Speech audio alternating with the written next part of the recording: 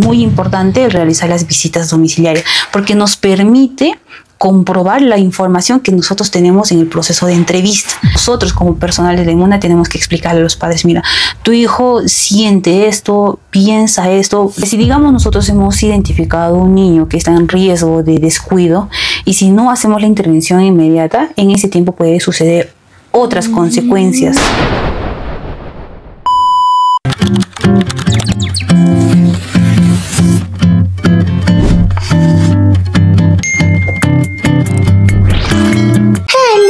Soy tu psicóloga favorita y el día de hoy, como ya les había prometido, les traigo la siguiente entrevista que muchos de ustedes lo han estado pidiendo. Esta vez es a una psicóloga que se dedica a trabajar en las DEMUNAs para saber cuáles son sus funciones, cómo trabaja, cómo es este actor principal de la psicología dentro de una DEMUNA y mucho más ustedes van a saber el día de hoy. Les presento a la psicóloga Flor. Muchísimas gracias, Sechira. Buenas tardes a todos. Mi nombre es Flor de María Franco Atoyuco y soy de la provincia de Urubamba. Actualmente vengo trabajando en la Municipalidad Provincial de Urubamba en el área de DEMUNA. Bueno, este área es importante porque nos permite abordar y trabajar con niños, niñas y adolescentes de toda nuestra jurisdicción de Urubamba. Y otra vez, muchísimas gracias por la invitación, Sechira, y gustosa de darles toda la información necesaria para todas las personas que están interesadas en este área. En este área que todo el mundo quiere trabajar. Todo el mundo. Pocos lo pueden. Claro que sí. Sí, bueno, es una experiencia diferente, es una experiencia muy bonita. También es una experiencia muchas veces preocupante. Sin embargo, el trabajo que se realiza tiene que ser realizado con mucha responsabilidad y sobre todo hacer el trabajo con mucha predisposición y sobre todo también que tenemos que hacer un trabajo en bienestar de las familias, ¿no? De las familias que muchas veces necesitan el apoyo y no saben dónde recurrir.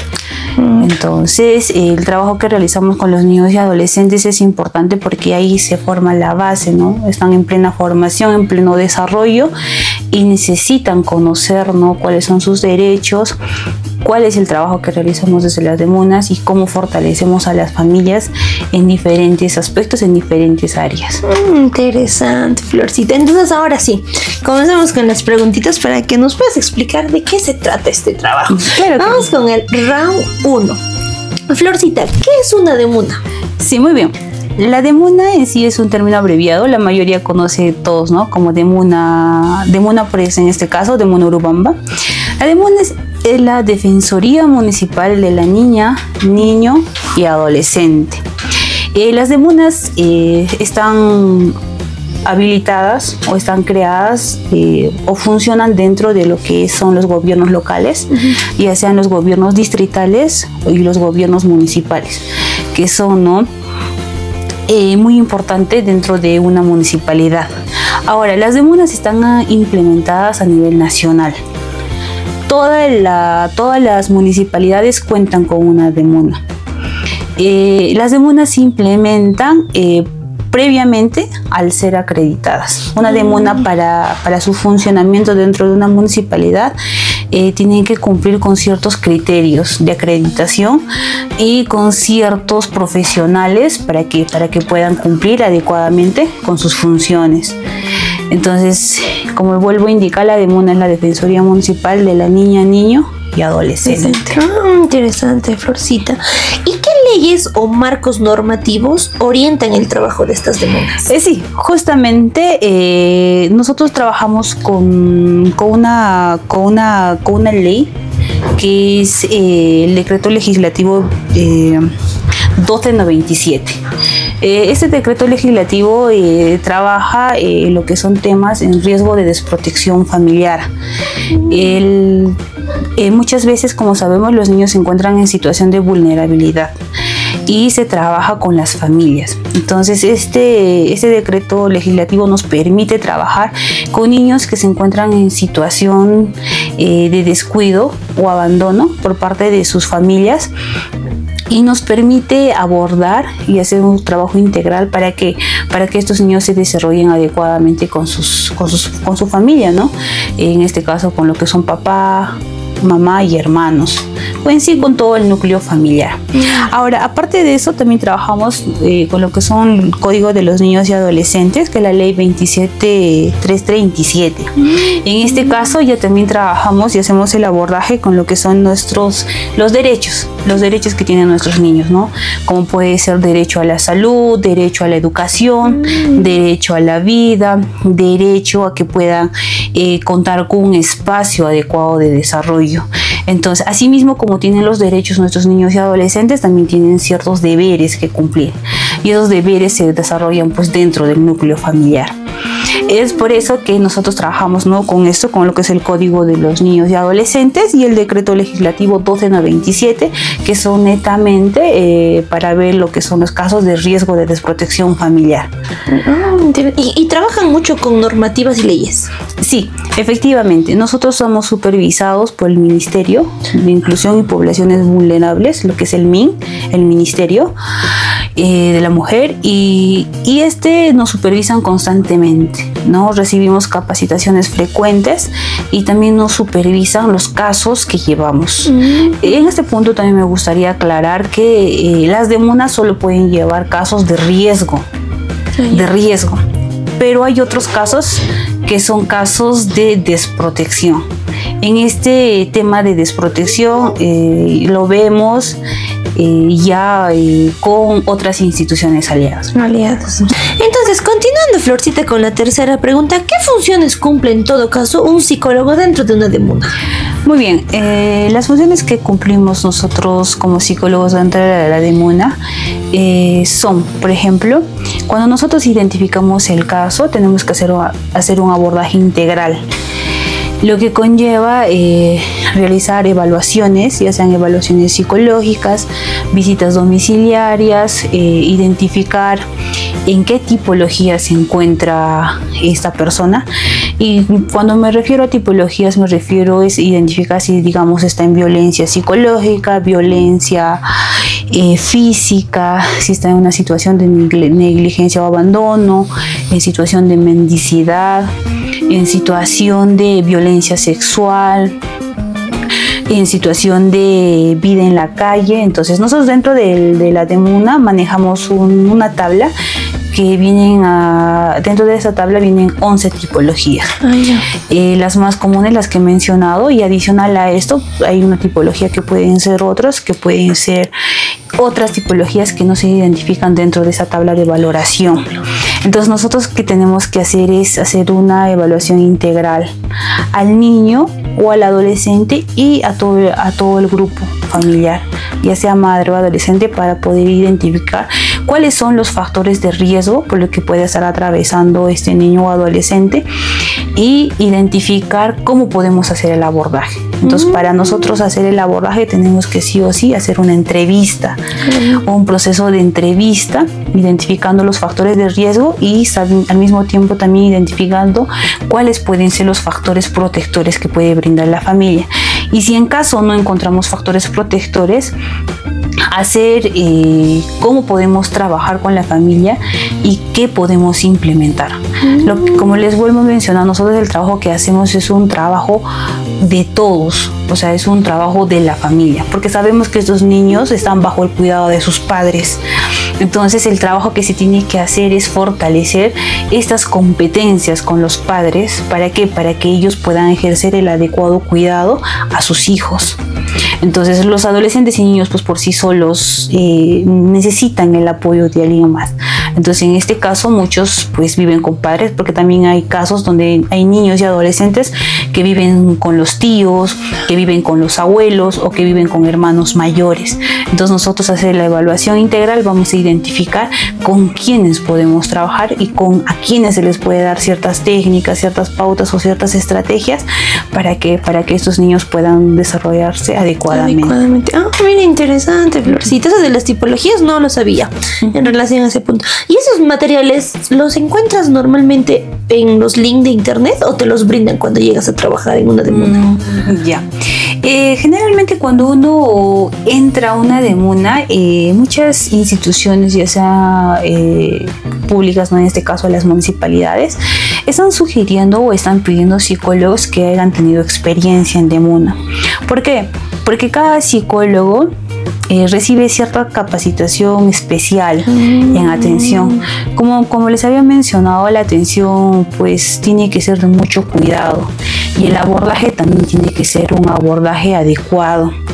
Entonces el ministerio, el MIN, siempre nos andan capacitando periódicamente, constantemente. Asimismo, nos supervisan constantemente. Supervisan que, digamos, todo nuestro abordaje se haga en el tiempo establecido, porque mantenemos un cronograma que sea en el tiempo establecido, que los oficios, las resoluciones, que las visitas, las entrevistas se hagan como se debe hacer. Entonces, un caso se aborda generalmente aproximadamente en 20-21 días. Si sigues el protocolo. Entonces tenemos que cumplir ese protocolo. ¿Por qué? Porque recuerden que si, digamos, nosotros hemos identificado un niño que está en riesgo de descuido, y si no hacemos la intervención inmediata, en ese tiempo puede suceder otras consecuencias negativas que no serían favorables para estos niños, ¿no? O estos adolescentes. Entonces nosotros lo que tenemos que hacer es evitar que este niño se encuentre en esa situación de descuido. Entonces, al hacer un abordaje inmediato, al hacer un abordaje temprano, vamos a poder disminuir esos factores de peligro, ¿no? Claro. También es bueno aclarar que nosotros recibimos muchos casos, al igual que nosotros recibimos casos, las otras instituciones también reciben casos. Y sabemos que este tema de trabajo muchas veces pues demora, ¿no?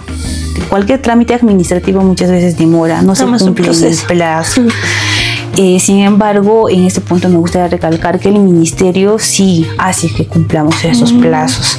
Ya hace que cumplamos estos plazos, porque si no se cumplen estos plazos ponemos en riesgo, ¿no? Y con riesgo puedo decir, no digamos en riesgo de muerte de un niño adolescente. Entonces es lo que queremos, evitar esto. Y ya bueno, y si no se cumplen también los plazos, podemos recibir pues sanciones administrativas de un ente superior a nosotros, que es el ministerio, y pues nos pueden perjudicar en el aspecto laboral, tener una denuncia y muchas cosas. Entonces nosotros tenemos que hacer un trabajo adecuado, ¿no? Interesante, Florcita. ¿Y qué casos son los más típicos que entran a las demunas? Ya, los casos, como les mencionaba, nosotros manejamos una tabla de valoración. Dentro de esa tabla de valoración existen 11 tipologías. Dentro de las 11 tipologías se dividen, ¿no?, en casos de riesgo de desprotección y el otro que es desprotección. En ese punto, por ejemplo, cuando nosotros hablamos de negligencia o descuido, es un tipo de tipología. Entonces, sabemos que quizás la madre trabaja lejos, deja el cuidado a los hijos, tal vez a los abuelos, se va tal vez un mes, 2 meses, sin embargo la madre manda dinero, deposita, ¿no? Y le dice a la abuela, cómprale su fruta, cómprale los víveres que necesita. Entonces, la familia sí está ejerciendo una especie de descuido porque no está cuidando a los hijos. Sin embargo, existe una preocupación por la familia, por el bienestar de su hijo. Entonces, en este caso sí estamos viendo que esta situación podría ser una conducta de riesgo. ¿Por qué? Porque el cuidado que ejerce la abuela con el cuidado que ejerce una madre pues son diferentes, ¿no? Son diferentes. Entonces, cuando todavía hay intención por la familia está presente, pero no de forma adecuada, entonces estamos hablando de un caso de riesgo. Cuando hablamos de un caso de desprotección, en este caso, por ejemplo, una de las tipologías es el abandono. En el caso de abandono es cuando padre, madre y familiares cercanos no se preocupan por el bienestar del niño o del adolescente. Los dejan prácticamente solos, ¿no? Los dejan solos y no tienen el cuidado adecuado de un familiar. Entonces esa situación está pues en una situación de abandono. Entonces lo que nosotros tenemos que hacer en esos casos es derivar estos casos, derivar a otras instituciones que le brinden, ¿no? Por ejemplo, centros de acogida, lo que son las UPEs, otras instituciones. ¿Para qué? Para buscar que otra persona o una institución o una persona o un tutor asuma esta responsabilidad. Entonces, los casos más frecuentes que vienen a Demuna son generalmente niños que se encuentran en violencia física, situación de negligencia o abandono. Tenemos la situación de casos de, por ejemplo, deserción estudiantil. Eso también vendría a estar dentro de lo que es la tipología de descuido, ¿no? Negligencia o descuido. En todo caso, aquí tengo un entrecorte, Florcita. Un psicólogo educativo podría mandar el caso a la Demuna cuando hay deserción escolar. Sí. Muchas instituciones nos envían mediante oficio cuando, por ejemplo, ¿no? En este año, cuando inició el año escolar, hay muchos estudiantes que han faltado frecuentemente a su institución educativa. Como toda institución, tienen pues su personal, ¿no? Tienen un área de tutoría, tienen lo que es dirección y otras áreas. Ellos hacen un abordaje también dentro de la institución. Pero muchas veces ese abordaje no es tan favorable o quizás por otros factores no funciona. Entonces las instituciones educativas buscan pues instituciones aliadas, ¿no? En este caso la institución busca una institución aliada como lo que es la Demuna. ¿Para qué? Para que nosotros como institución podamos hacer el abordaje, ¿no? Con la familia. Y nosotros tenemos mandamos oficios y resoluciones a lo que es la Fiscalía de Familia. Ya, entonces eso nos permite de alguna otra forma tener un trabajo mucho más favorable, y ya que las familias responden, ¿no? A veces como que las familias dicen, bueno, mira, me están denunciando, o la Demuna me está haciendo seguimiento, o la Demuna me puede denunciar, o como que la familia se pone en alerta y dice, bueno, actuaré y ya.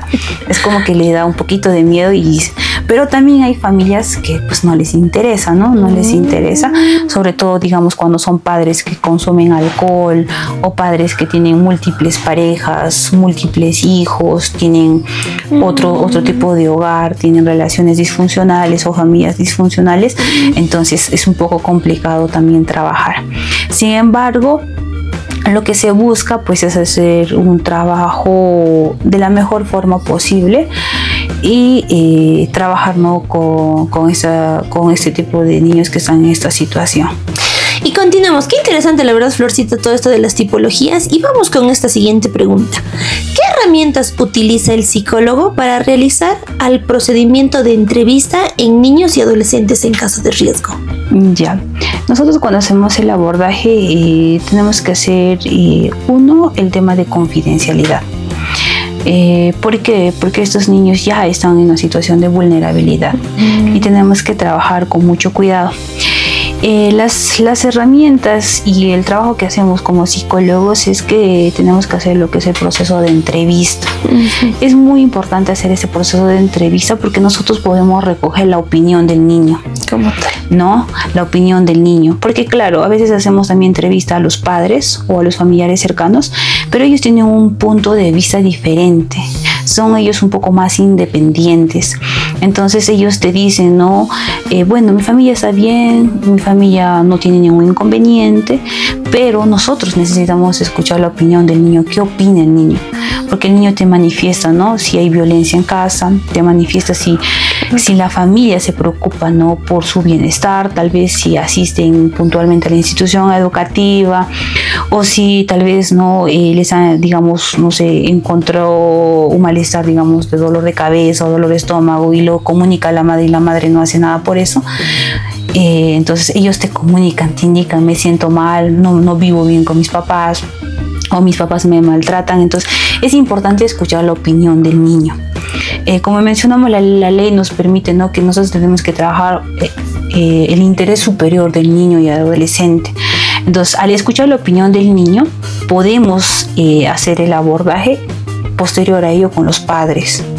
Entonces, nosotros cuando hacemos el abordaje tenemos que hacer un abordaje de todos. Tenemos que escuchar lo que piensa la familia, ¿no? Cómo es su estilo de crianza, qué medidas toman, ¿no? Cuando hay una situación, digamos, de conflicto, cómo actúan cuando, digamos, un niño se comporta mal, todo eso. Entonces tenemos que escuchar. Ahora, asimismo aplicamos, ¿no? Lo que son, dentro del proceso de entrevista, observamos mucho lo que es la conducta, ¿no? La conducta del padre o el de la madre, porque a veces muchos padres se esconden, ¿no? Entonces nosotros como psicólogos tenemos que observar la conducta, de cómo se comporta, de cómo se expresa, de cómo participa, y cuál es el interés, ¿no? Entonces hay muchos padres pues que son explosivos, gritan, reclaman, no aceptan los errores y culpan a los hijos.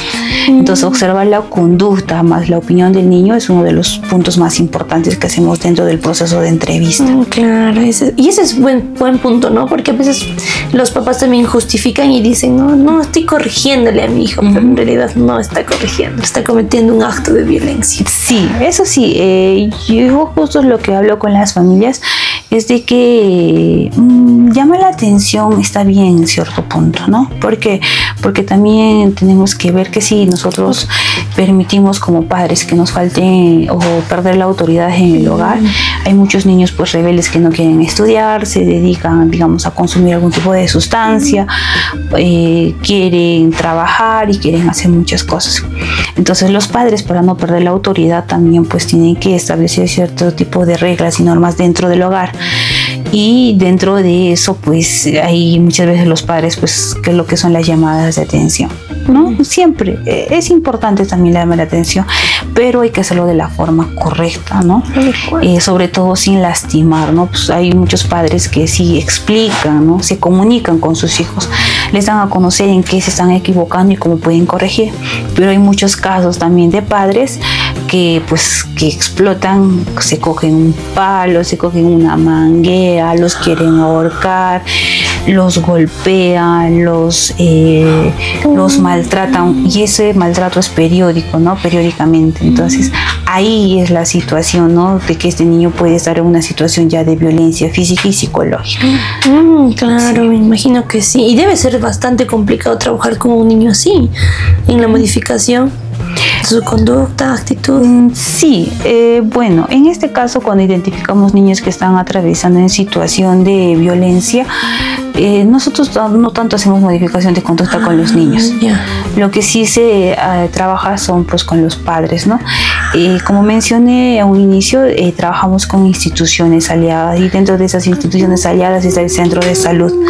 Hacemos oficios de derivación a los padres para que estos padres puedan recibir algún tipo de sesión psicológica adicional a las funciones que hacemos dentro de la DEMUNA. ¿Ya?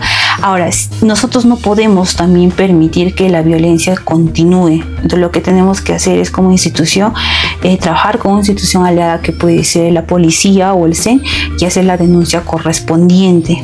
¿Por qué? Porque estos padres tienen que ser sancionados. No podemos ser cómplices de una situación de agresión o de violencia. Entonces tenemos que denunciar y acompañar a la persona que haga su denuncia, ¿no? Sobre todo si son conductas ya pues frecuentes, conductas que pueden lastimar o que pueden generar tal vez un peligro de muerte, ¿no? La mayoría de niños están expuestos a eso. Entonces se tiene que hacer las denuncias correspondientes y el seguimiento correspondiente a los padres, ¿no? Interesante, sí, pues sí, eso sí. Me imagino que la protección familiar es a veces un poco complicada, ¿no? Para los niños. Sí. Es complicado. Muy bien, Florcita, muy bien. Ahora estamos entendiendo un poquito más del rol de las funciones de un psicólogo en la DEMUNA, y vamos con el round 2, en la cual viene la siguiente pregunta. ¿Cómo se realiza la identificación de factores de riesgo y protección dentro del núcleo familiar durante una entrevista? Ya.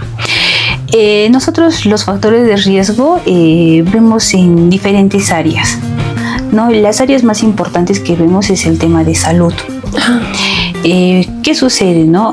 Como lo mencionaba al inicio, ¿qué pasa si mi hijo presenta, digamos, dolores frecuentes de cabeza? Tal vez se desmaya o tal vez no come adecuadamente o está con algún tipo de malestar o mal, y el padre no acude. Entonces ese sería un factor de riesgo, ¿no? Porque ese niño está en riesgo de que quizás tenga una enfermedad y no está siendo atendido inmediatamente. Ahora, otro factor de riesgo que también vemos en los niños es el área educativa. Como sabemos, por ley a nivel nacional, los niños tienen que acceder a educación a partir de los 3 años, ¿no? Entonces, ¿qué sucede si, digamos, me llega un caso a demanda de un niño de 6, 7 años que debería tal vez estar, ¿no?, en el primer o segundo grado de nivel primario? Entonces, y me dice o me comunica que el niño no asiste a clases, no sé, tal vez durante 1 mes o 2 meses. Entonces, ese es un factor de riesgo. ¿Por qué? Porque están vulnerando el derecho a educación. Entonces, ¿y qué hace la familia, no? Y ver por qué la familia no lo manda a la institución, por qué no está asistiendo a la institución, o tal vez lo están haciendo trabajar, tal vez no hay un ingreso económico. Sabemos que la educación es gratuita, ¿no? Entonces, esa es una de las áreas que también evaluamos. Ahora, el estado emocional del niño, ¿no? Ahora, en este aspecto lo que vemos es, ¿no?, ¿qué le incomoda más a un niño? ¿Cómo se siente ese niño? Tal vez se siente triste, desganado, tal vez está en una situación de depresión, una situación de ansiedad, tal vez tenga algún tipo de estrés. Entonces tenemos que saber cuál es el estado emocional del niño que estamos abordando. Ahora, otra de las áreas importantes también lo que vemos es el área de vivienda. Entiendo muchas veces que las familias tal vez no tengan una casa propia, ¿no? O que no tengan tal vez un hogar establecido, ¿no? Entonces, sin embargo, hay pues muchas familias que viven en casas de alquiler o que viven en casas de familiares. Entonces, lo que necesitamos ver es dónde se desarrolla este niño, ¿no? Necesita sí o sí contar con un espacio, ¿no? Un hogar donde descansar, un techo, ¿no?, que se pueda proteger. Entonces vemos el tema de vivienda. Ahora, otra de las áreas que también vemos dentro de la demanda parabesia, factores de riesgo, es el aspecto laboral de los padres, ¿no?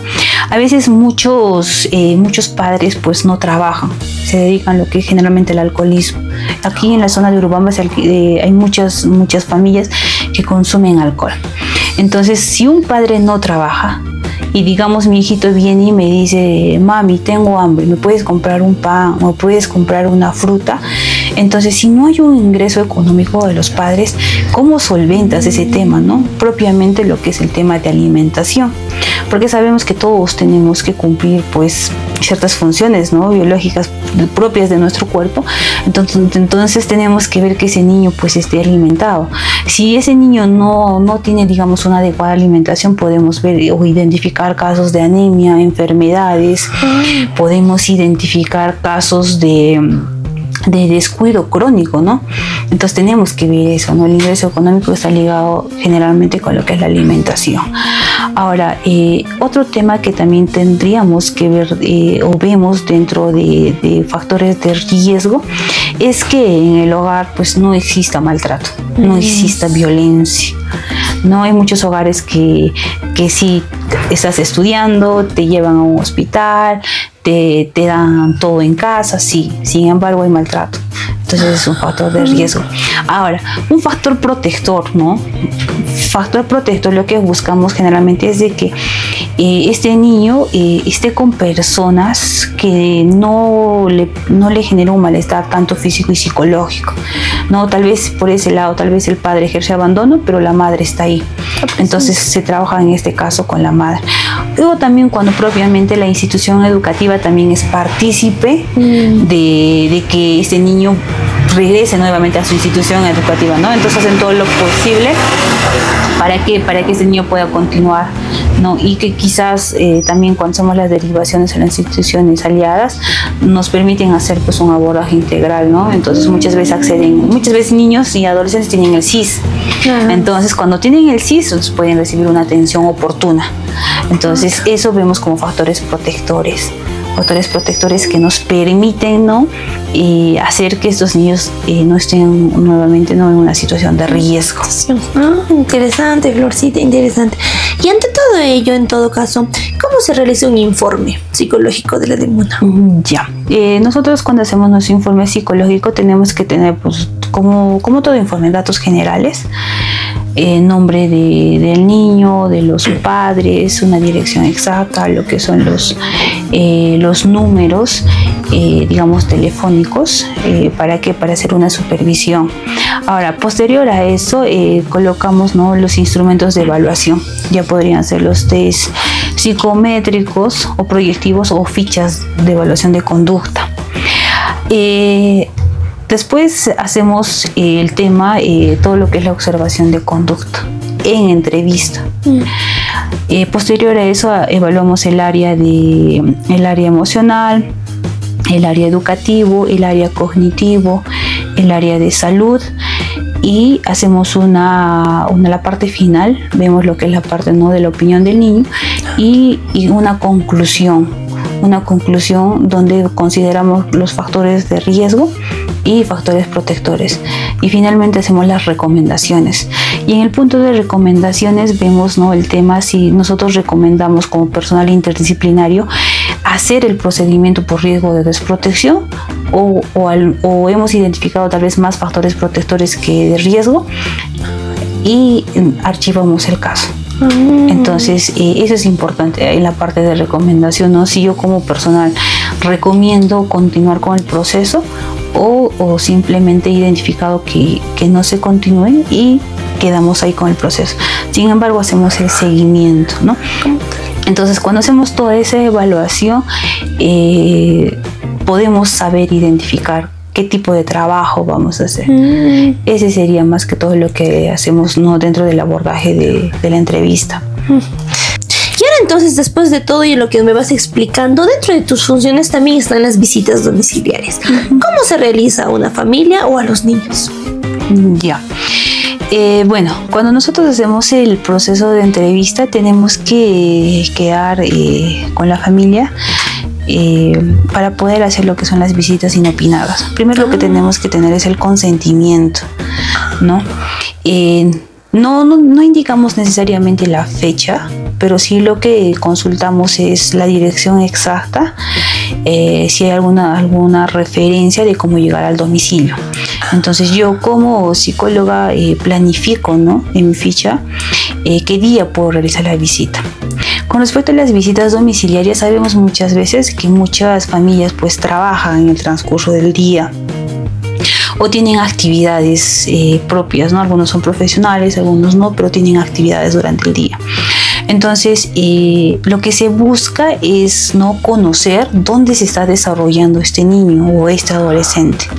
Entonces, al hacer las visitas domiciliarias, nosotros comprobamos, pues, ¿no?, si efectivamente este niño tiene un espacio, ¿no?, adecuado, tal vez una camita, tal vez tenga un lugar donde pueda hacer sus tareas, un espacio de ropa, un lugar donde pueda tal vez jugar o estar, ¿no?, con la familia. Entonces, al hacer nosotros las visitas domiciliarias, estamos evaluando dónde se está desarrollando el niño, porque muchas veces el papá dice, no, viene y dice, ay, no, pero mi hijo tiene su cama, tiene su tele, tengo agua, luz, tengo todo, no le falta nada, ¿no? Pero nosotros al comprobar y al hacer una visita inopinada, vemos, ¿no? Y a veces nos encontramos con otra realidad, ¿no? En una ocasión también una mamá me dice, yo tengo 2 cuartos, ¿no? Está bien.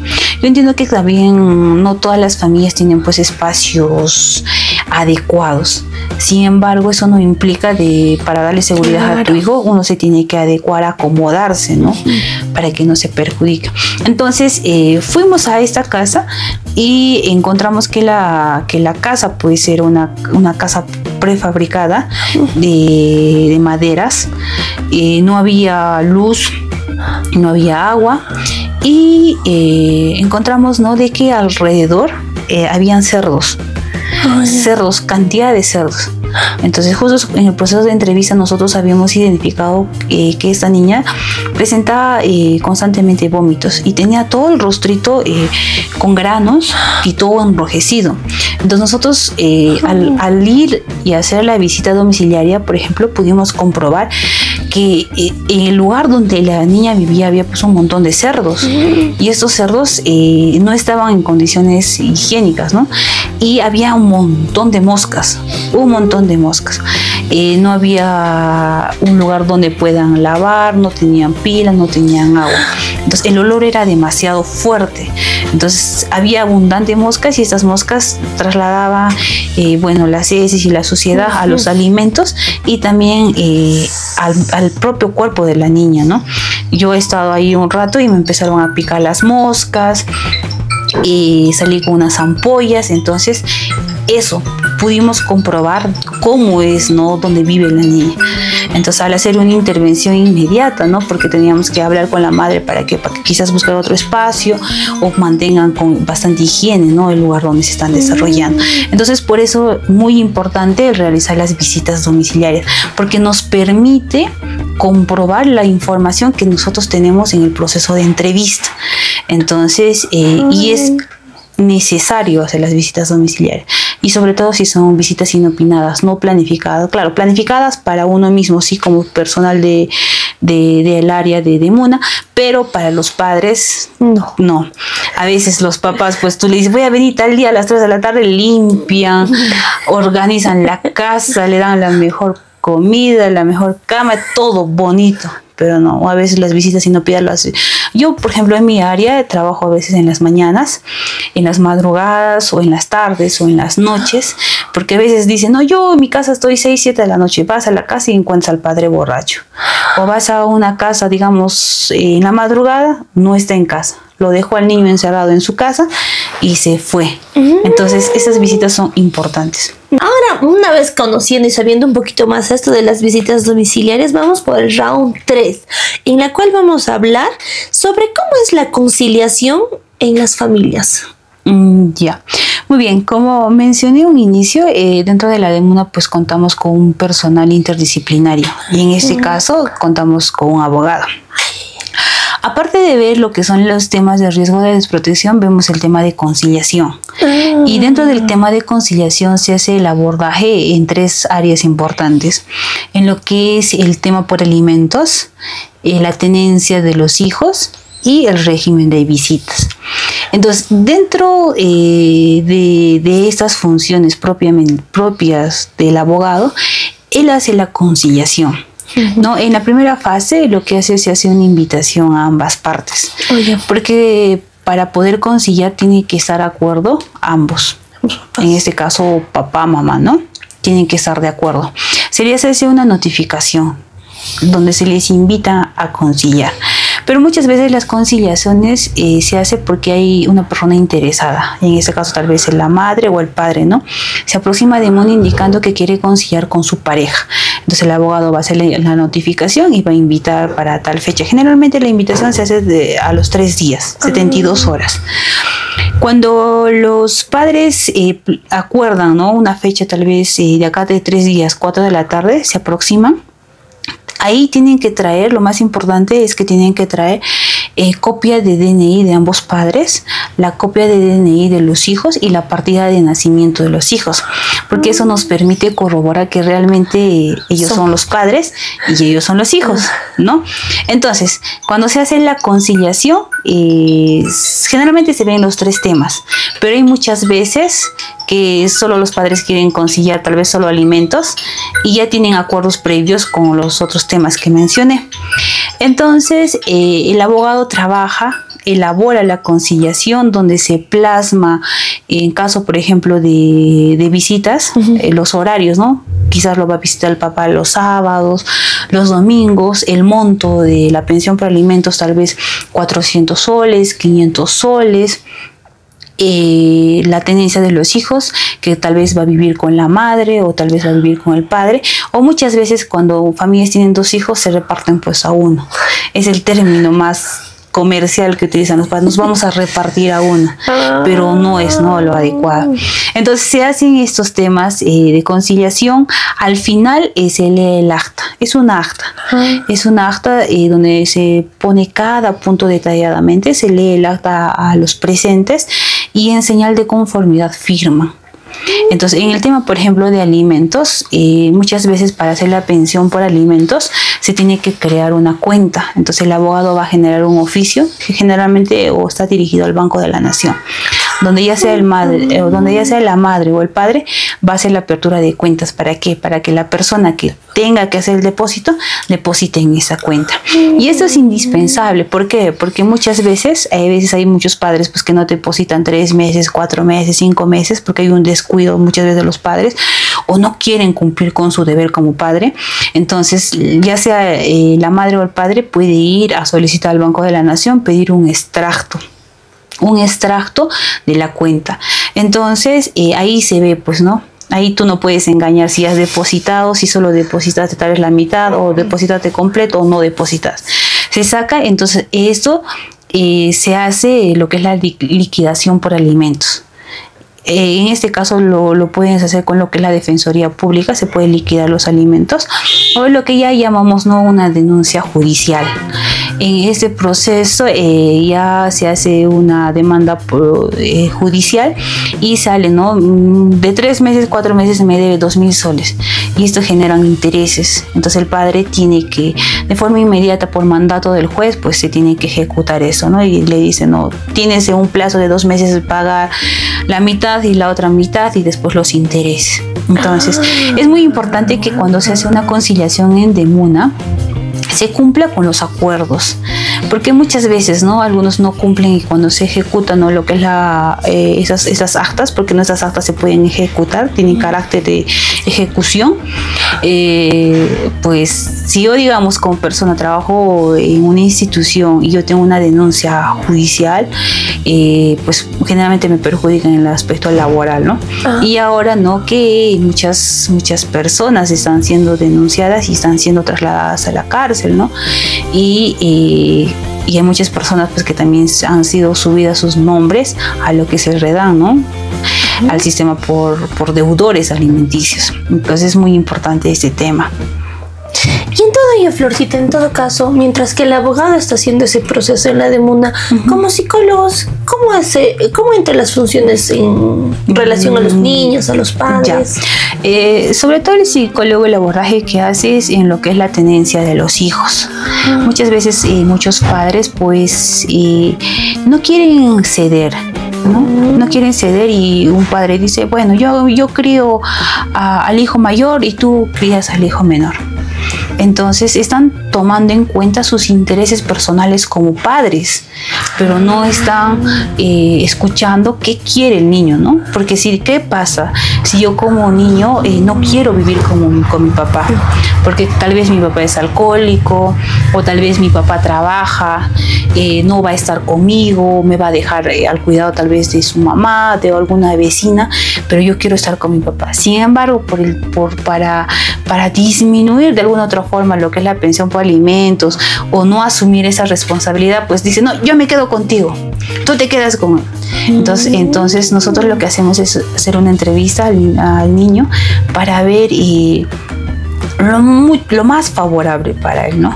Que puedan estar con un padre adecuado, qué le genera, ¿no?, qué tipo de malestar le genera tal vez, o cómo sería, ¿no?, su vida, o cómo se desarrollaría cuando está tal vez con un padre que no va a cumplir el cuidado adecuado y simplemente se lo quiere llevar para evadir una responsabilidad. Entonces ahí también es lo que tenemos que ver, es que la opinión del niño o el adolescente cuente, ¿no? Y que estos, ya que los padres están tan ensimismados en sí mismos y no escuchan, entonces nosotros como personal de demuna tenemos que explicarle a los padres, mira, tu hijo siente esto, piensa esto, quiere estar con la mamá o quiere estar con el papá por tales razones, y es importante que también su opinión cuente, y que en base a eso los adultos puedan tomar una adecuada decisión, y no solo decidir, ¿no?, por intereses personales que les favorezca a ellos. A ellos, como les decía, ¿no?, la demuna trabaja sí o sí con los niños y adolescentes, y nosotros tenemos que velar por ellos, no por los adultos. Muy interesante esa partecita, muy interesante, Florcita, la verdad es que sí. Y ante todo ello, ¿qué ¿qué es un acta de compromiso y cómo se utiliza? Ya. Muchas veces también, aparte de los dos temas, ¿no?, que hemos visto, lo que es el riesgo de desprotección, las actas de conciliación, las demunas también hacen las actas de compromiso. Las actas de compromiso, como sabemos, pues de eso se da desde la concepción, ¿no? Hay veces hay parejas quizás no han planificado tener hijos, o hay parejas que no han convivido, sin embargo tal vez en alguna ocasión han coincidido y la mujer sale embarazada. Entonces hay veces pues muchos varones o muchos hombres no quieren asumir su responsabilidad como tal. Entonces se hacen en este caso, por ejemplo, actas de compromiso. ¿Para qué? Para que este caballero pueda ejercer los cuidados necesarios, ¿no?, durante el proceso de embarazo, ¿no? Como que pueden ser tal vez visitas al médico, atenciones ginecológicas, ¿no?, tal vez evaluaciones de ecografías, acompañamiento, ¿no?, a la madre. Claro, sabemos que no hay una relación de pareja, pero sí va a tener un hijo, entonces se hace esta acta de compromiso donde el padre se compromete a velar por el bienestar durante el embarazo, ¿no? Entonces muchas veces estas actas de compromiso también se hacen en casos pues adolescentes, ¿no? Hay gente joven, ¿no? Gente joven que a veces pues tienen relaciones esporádicas y relaciones donde quizás no quieren asumir una relación como tal, ¿no? No quieren establecer familia. Entonces lo que necesitan es pues hacer su acta de compromiso para que no esté en descuido este niño. Sabemos que es un niño en desarrollo, ¿no? Entonces no puede estar en descuido. Y otras actas de compromiso de que también los padres se comprometan a que no, dentro de la demuna yo me comprometo, o sea, yo como persona me estoy comprometiendo a que voy a hacer esto. Entonces es lo que tú manifiestas. Entonces eso es lo que nosotros plasmamos en estas actas de compromiso. Posterior a eso, cuando ya el niño nace, ahí se hace ya el tema propiamente de lo que es conciliación. Ya, entonces las conciliaciones, por ejemplo, muchas veces los montos varían, ¿no? Las necesidades de un recién nacido con las necesidades tal vez de un adolescente son diferentes, ¿no? Entonces también se ve, ¿no?, qué gastos puede generar la madre cuando es un niño y qué necesidades tiene. Entonces de acuerdo a eso también se hace lo que es el tema del monto. Pero un adolescente tal vez tiene otros gastos mucho más, ¿no? Porque ellos ya estudian, tal vez están en academia, no sé, o tal vez necesitan otras capacitaciones, otras preparaciones, no sé. Entonces es importante. Entonces eso, ¿no? Como que el acta de compromiso, yo como persona me estoy comprometiendo que voy a hacerlo y lo tengo que cumplir. Eso es bien, ¿no? Qué interesante ese aspecto, la verdad no sabía, no tenía conocimiento. Sí. Y qué importante, digamos, es difundirlo, porque creo que hay muchas personas que se encuentran en este proceso y a veces están solititas las mujeres y no saben a dónde ir, ¿no? Entonces sí, eso sí, muchas veces muchas personas no conocen de estas instituciones, no saben, tal vez no saben a dónde acudir y asumen responsabilidades solas, ¿no? Solas. Sin embargo, estas actas de compromiso nos permiten, ¿no?, que la otra persona está bien que no quiera vivir conmigo, pero asume un compromiso conmigo. ¿Por qué? Porque está en proceso de gestación. Entonces ese compromiso se da y velando, ¿no?, pues, por el interés del niño que van a nacer. Claro, y muy muy interesante, la verdad. Y asimismo, ¿cómo se implementa el plan de trabajo y cómo se trabaja esto con las familias? Bueno, nosotros con las familias tenemos 3 fases. La primera fase es la fase de identificación del caso. Es donde vamos a elaborar nuestra ficha de recepción. Entonces ahí nosotros definimos si vamos a dar inicio o no a riesgo de desprotección. Si nosotros damos inicio a riesgo de desprotección, hacemos una evaluación preliminar. Cuando hacemos la evaluación preliminar y comprobamos qué factores de riesgo, declaramos al niño en riesgo de desprotección. Cuando declaramos al niño en riesgo de desprotección, hacemos las evaluaciones, ¿no? Las evaluaciones psicológicas, las visitas domiciliarias, con qué instituciones vamos a trabajar. Cuando identificamos esta situación de riesgo y ya hemos declarado en riesgo, hacemos la implementación del plan de trabajo individual. Este plan de trabajo se trabaja con los hijos y con los padres. ¿Para qué? Para poder fortalecer todo lo que es el aspecto no familiar. En este caso, por ejemplo, yo he identificado que quizás hay mala comunicación, hay mala praxis tal vez de alguna área o he identificado violencia y todo. Entonces, dentro de este plan yo considero, si digamos he trabajado o he identificado violencia, pues qué temas puedo abordar en el tema de violencia para que mejore esta situación en el hogar. Si digamos he identificado que mi hijo no accede a educación, entonces yo considero dentro de mi plan no hacer tal vez visitas periódicas a la institución educativa, supervisión constante con los tutores, o hacer tal vez seguimiento del caso, ¿no? Con dirección, con el área de psicología o con los docentes. Entonces, yo todo lo que puedo abordar en relación a lo que he identificado, esos factores de riesgo, todo se considera en el plan de trabajo. Entonces, en este aspecto, ¿no? El padre dice, mira, yo he estado fallando tal vez en este aspecto, me gustaría tal vez trabajar en mis emociones. Entonces, consideramos dentro del plan, ¿no? Trabajo de emociones, manejo tal vez de la ira, manejo conductual o cómo mejorar la relación padre-hijo. Entonces, yo considero todos los temas que puedo abordar dentro del plan de trabajo. Entonces, estos planes de trabajo generalmente se hacen por un periodo de 6 meses y se puede extender hasta un año. ¿Por qué? Porque el abordaje no tiene que ser inmediato, ¿no? Como sabemos, para mejorar eso nosotros tenemos que programar sesiones, ¿no?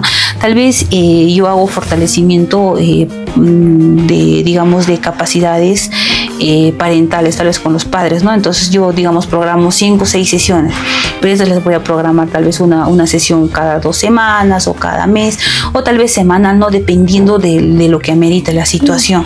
Entonces este plan de trabajo se ejecuta, como les digo, generalmente de 6 meses a un año.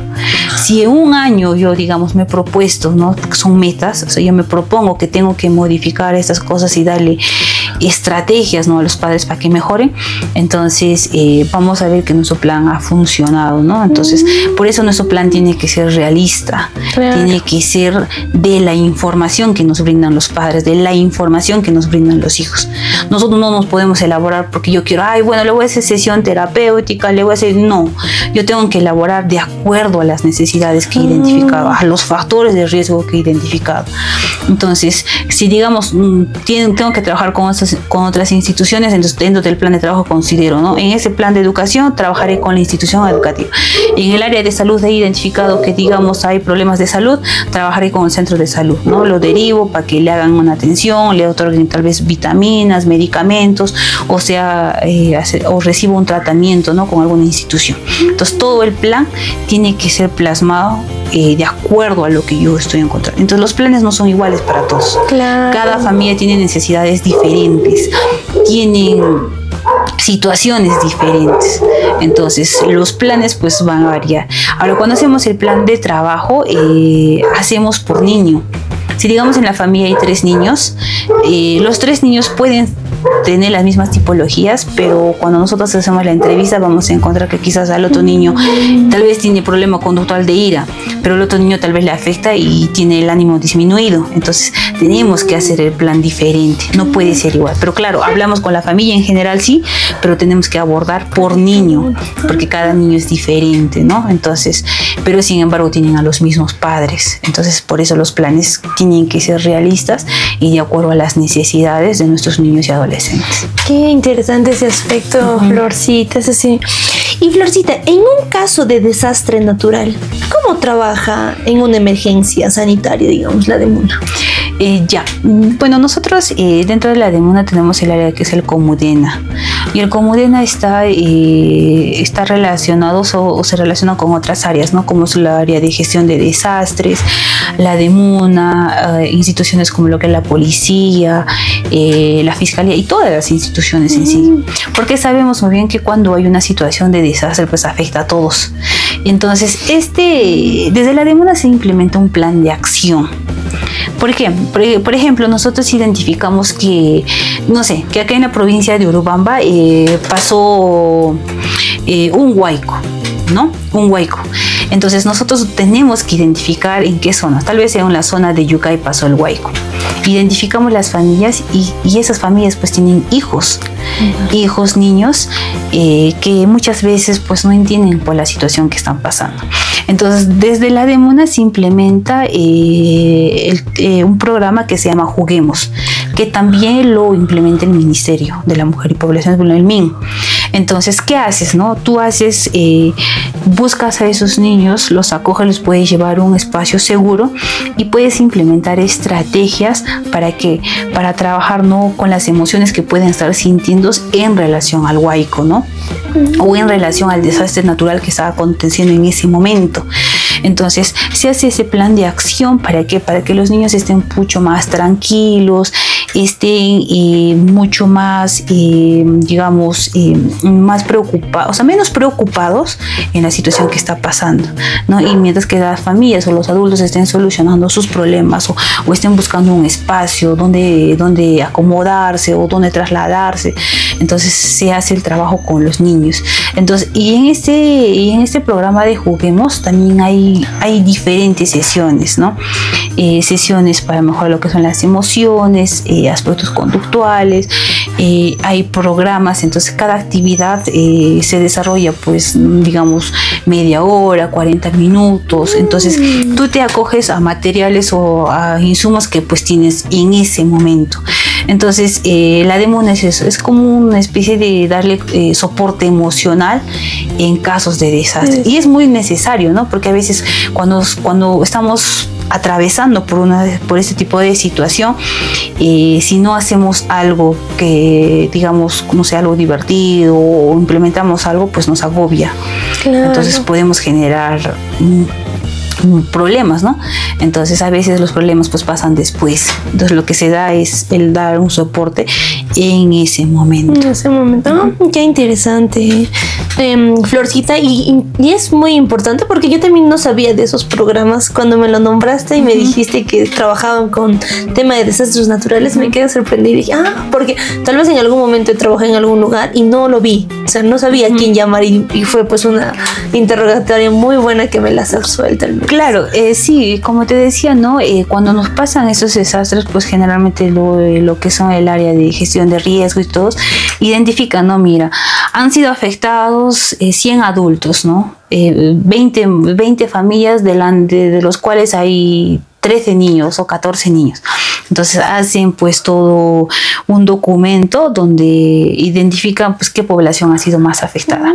Entonces como nosotros trabajamos con estos niños y adolescentes, buscamos a esta población para hacer el trabajo con ellos. ¿Por qué? Porque recuerden que estamos trabajando, ¿no? En un factor de riesgo, que es quedarse sin vivienda, quedarse tal vez sin alimentación. Muchas veces no van a estudiar. ¿Por qué? Porque está pasando pues un huaico o una situación diferente, ¿no? Que a veces no se puede evitar. Son cosas de la naturaleza. Entonces están poniendo en riesgo la vida de estos niños y estos adolescentes. Entonces, por tanto, ¿qué hacemos? Pues este abordaje desde la DEMUNA. No hacemos un plan de acción netamente, ¿no? Como otras áreas que te dan, pues, ¿no? Te dan tus carpas, te dan tus frazadas, te dan tal vez, no sé, insumos, o te trasladan del lugar. Claro, por eso les digo, trabajamos con varias instituciones. Entonces, esa institución es el Comudena. Y para hacer la conformación del Comudena, dentro de eso pues está el área de DEMUNA, ¿no? El área de DEMUNA y otras instituciones aliadas. Que saben más del manejo de ese tema en lo que son desastres. Interesante, Florcita. Y ahora vámonos al último round, en la cual vamos a ver diferentes aspectos, tanto de capacitaciones y métodos de trabajo. Entonces, Florcita, como DEMUNA, en articulación con la Fiscalía de Familia, UPECAR o juzgados, otras instituciones, ¿cómo es el trabajo? Ya, muy bien. Nosotros, como les decíamos, las DEMUNAs pueden elaborar oficios y también elaboran resoluciones. Cuando nosotros hacemos nuestro proceso por riesgo, nosotros tenemos que anexar copias y la resolución y el oficio a la Fiscalía de Familia. ¿Por qué? Porque ellos son un ente superior a nosotros. Entonces nosotros estamos informando que estamos iniciando un proceso, ¿no?, de riesgo. Entonces, y que vamos a implementar posteriormente en nuestro plan de trabajo. Y que si en este plan de trabajo tal vez ha habido mejoras, ha habido que se han cumplido con los objetivos, pero sin embargo hay otros objetivos que no se pueden cumplir porque han surgido otros factores de riesgo, entonces estas instituciones nos permiten que ellos continúen también con el proceso. ¿Ya? Entonces, ahora, como les decía, nosotros podemos trabajar en casos de riesgo, pero en el caso de desprotección, lo que es la Fiscalía de Familia o el Poder Judicial o otras instituciones, ellos pues tienen pues jueces, ¿no? Los jueces por mandato de juez pueden decidir, mira, esa familia o ese niño no vive adecuadamente con su familia. La familia lo expone a un constante peligro. ¿Qué hacen? Entonces, ellos emiten una resolución, tal vez para poder trasladarlo a un albergue, a una casa hogar. ¿Por qué? Porque ya la familia ya no ejerce esa protección con este niño, ya no le brinda la seguridad. Entonces, el juez dispone que este niño sea recogido, o sea extraído, o sea retirado de su hogar y sea trasladado a una institución donde sí le van a brindar el cuidado. ¿Por qué? Porque los padres ya pues han perdido todo el interés por sus hijos. Entonces, trabajar con estas instituciones nos permite que si, digamos, nuestro abordaje termina acá, ellos pueden continuar. Entonces, esas instituciones son indispensables en nuestra labor, en el cumplimiento de nuestras funciones, ¿no? Y muchas veces, por ejemplo, como mencionaba un inicio, identificamos casos de violencia, entonces hacemos las denuncias policiales. Entonces eso también nos permite, ¿no?, de que haya una denuncia, haya un antecedente. ¿Para qué? Para que posterior a ellos hagan medidas de protección, ¿no? Medidas de protección o algún tipo de orden de alejamiento de la persona que puede estar ejerciendo violencia o del agresor. Entonces es muy importante trabajar con estas instituciones. Claro, ¿no? Las instituciones que nos van a ayudar diferentes herramientas también. Y Florcita, ¿qué capacitaciones recomiendas a alguien que desea postular a una DEMUNA o qué tipo de formación o certificación son válidas en este puesto de trabajo? Ya. Bueno, las DEMUNAs, en cumplimiento de lo que nos solicita el MIN, te indican pues de que tienes que ser psicólogo colegiado y habilitado. Aparte de eso, las capacitaciones que nos establece el MIN para nosotros trabajar con estos niños y adolescentes, uno de los cursos importantes es el curso de defensores. Este curso de defensores se tiene que hacer porque al finalizar el curso tú te conviertes en defensor de los derechos de esos niños. Entonces tú puedes seguir los casos. Ese es uno de los cursos importantes. Este curso también nos permite la apertura a otros cursos, ¿no? Como lo que son el curso de lo que es atención de casos en riesgo de desprotección, atención o mejoramiento, ¿no?, de las competencias parentales. Tenemos un curso de competencias parentales, tenemos el curso de gestión de desastres, el que hemos mencionado.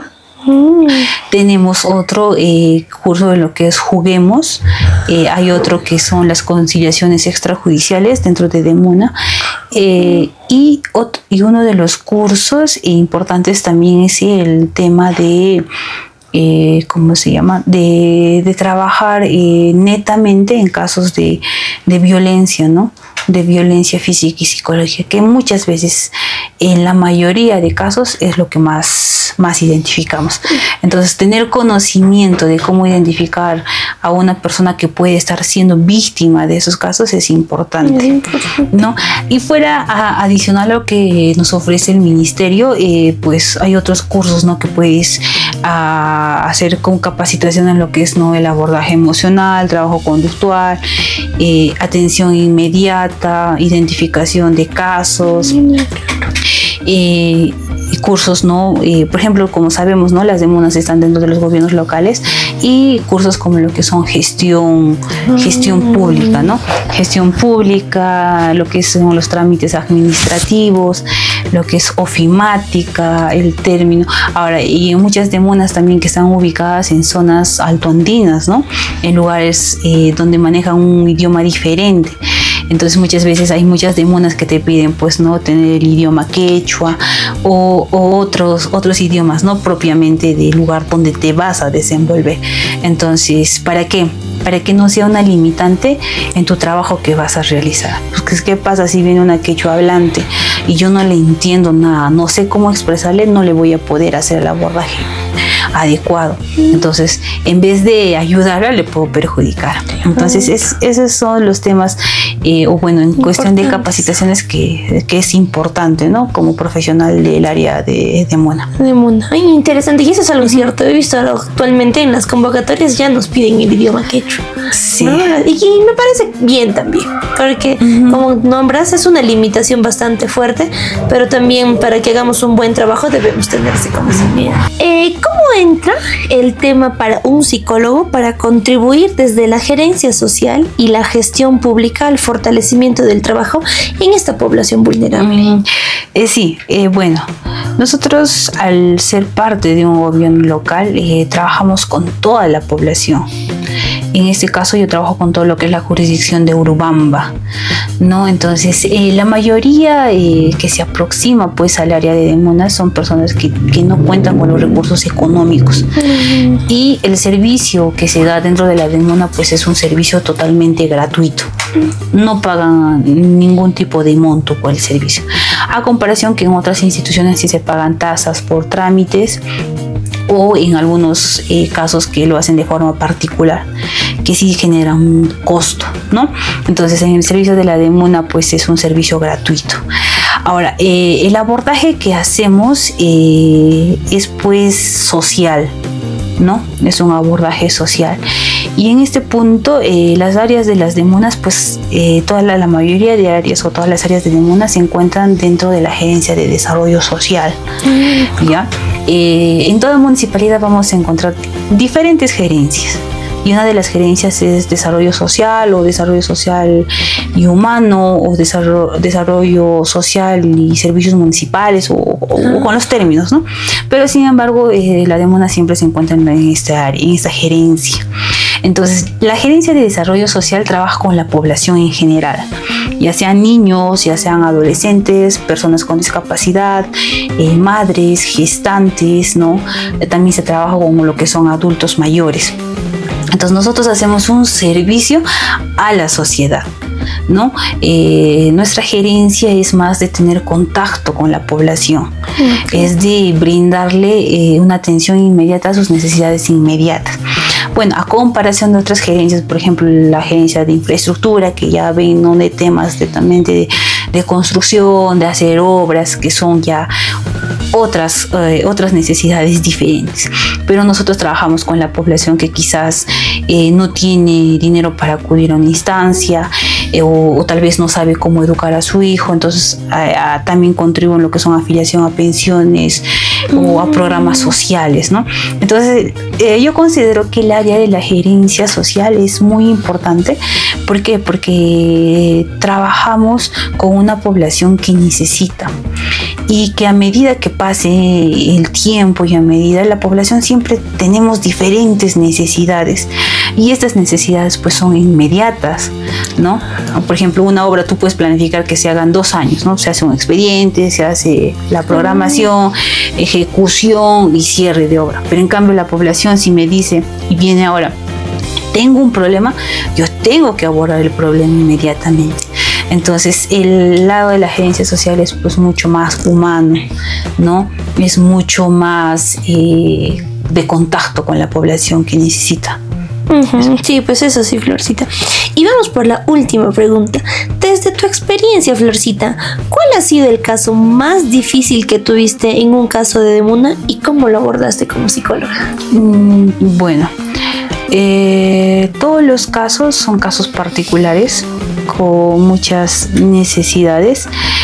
El tema, o quizás uno de los casos donde me genera tal vez un poco de preocupación, pues es el tema en lo que son violencia sexual, ¿no? Hay muchas veces que familias no ejercen el cuidado adecuado de los hijos.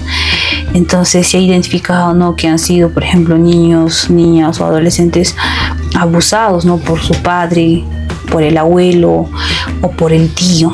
Entonces, y muchas veces hay mamás o papás o familiares que conocen de la situación. y sin embargo no hacen la denuncia correspondiente, no hacen ningún tipo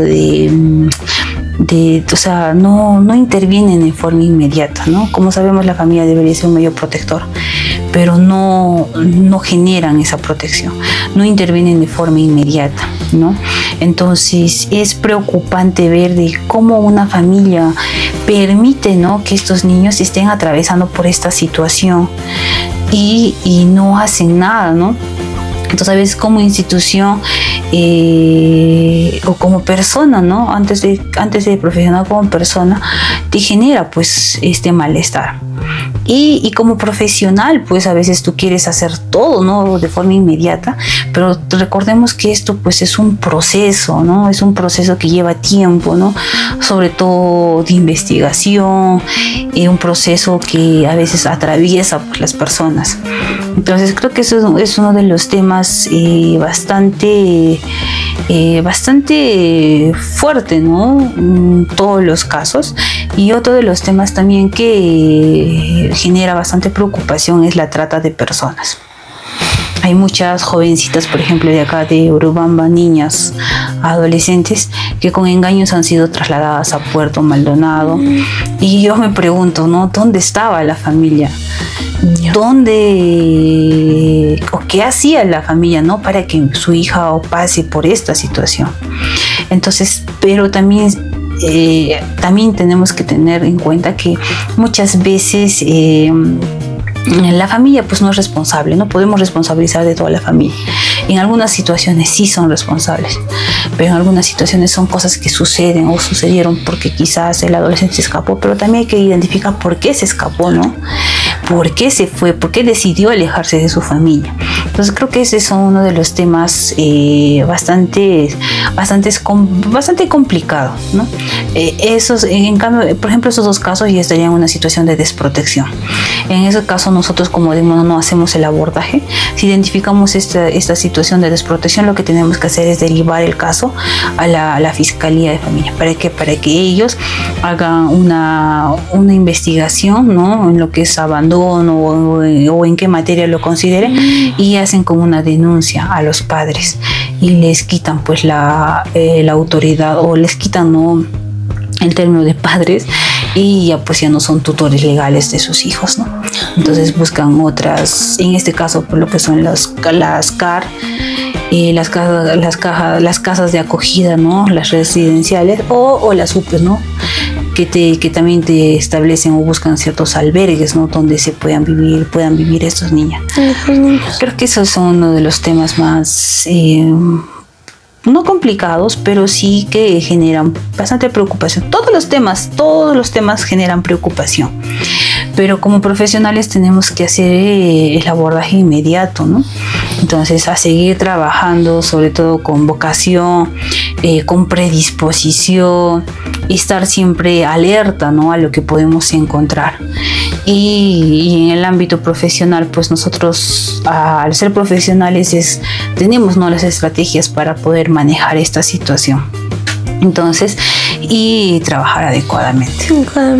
Sí, y la verdad me quedo muy impactada porque sí, trabajar en el tema de la demanda debe ser muy complicado, porque ves casos de niños donde a veces por ser tan pequeños no saben, ¿no?, cómo defenderse y todo. Y entonces el día de hoy hemos tenido una muy bonita entrevista. De mi parte yo me quedo muy admirada, he aprendido demasiados puntos que a mí, como siempre digo, me encanta aprender, me encanta ver más ramas, porque la psicología no es así, la psicología es un mundo, tantas ramas por descubrir, por hacer cursos y para llevar. Y así que el día de hoy nos despedimos más en otra entrevista con tu psicólogo favorita, y unas palabras y un mensaje, Florchi, para todas aquellas personas, psicólogos, estudiantes que nos ven, que quieren seguir tal vez esta rama de la psicología, han trabajado en la DEMUNA. ¿Qué les podrías recomendar? Bueno, ante todo, darte las gracias por la invitación y por dar a conocer ciertos aspectos, ¿no?, desde mi experiencia trabajando en lo que es DEMUNA. Hay muchos temas por abordar, hay muchos temas por trabajar y muchos temas también por conocer. Mi recomendación, o tal vez una sugerencia para futuros profesionales que decidan trabajar en DEMUNA, es que tengan la predisposición, ¿no? De trabajar con una población que quizás tiene necesidades inmediatas. Entonces nosotros, al tener una vocación de servicio, de atender, de brindarles un adecuado servicio, entonces vamos a poder hacer nuestro trabajo de la mejor forma. Entonces, si digamos alguien lo hace solo porque está trabajando y tiene que cumplir sus cosas, pues está mal, ¿no? Como decía también, al estar dentro de esto, lo que es la gerencia social, tenemos nuestro lado humano. Y desde nuestro lado humano, en conjunto también como profesionales, podemos hacer algún adecuado trabajo. Entonces, a los futuros profesionales en el área de DEMUNA, estar siempre predispuestos, ¿no? A escuchar, a atender las necesidades de las personas que acuden a nosotros, y ser, pues, brindarles un trato amable. Es lo más importante, ¿no? Porque ya sabemos que estas personas están pasando por situaciones complicadas y muchas veces, pues, quieren ser escuchados y hacer, ¿no? Que es importante por la situación que está pasando y cómo podemos, ¿no? Abordar de la mejor forma. Ser empáticos, sobre todo, con nuestra población que estamos atendiendo. Eso sería todo y muchísimas gracias.